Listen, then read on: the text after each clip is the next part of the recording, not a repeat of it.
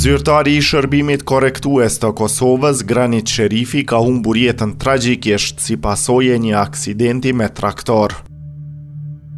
Zëdhënësja e policisë së Kosovës për rajonin e Prishtinës, Flora Ahmeti, bëri të ditur se viktima është dërguar për trajtim mjekësor në QKUK, por nuk ka arritur të mbjetoj plagëve.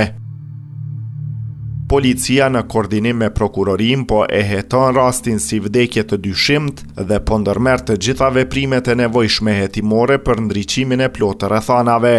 Trupi i pajeti viktimës është dërguar për obduksion, ka deklaruar Ahmeti. Ndërkohë shërbimi korrektues i Kosovës ka reaguar përmes një telegram ngushëllimi, duke shprehur pikëllimin e thellë për humbjen e pjesëtarit të saj. Përmes një telegram ngushëllimi, ky institucion ka bërë të ditur se lajmi për vdekjen e tij ka prekur rënd të gjithë kolektivin, duke e cilësuar Sherifin jo vetëm si koleg, por edhe si mik dhe njeri me shpirt të madh. Sherifi ishte një model i përkushtimit dhe integritetit, i cili la gjurmë të pashlyeshme në mesin ton, thuhet në reagim.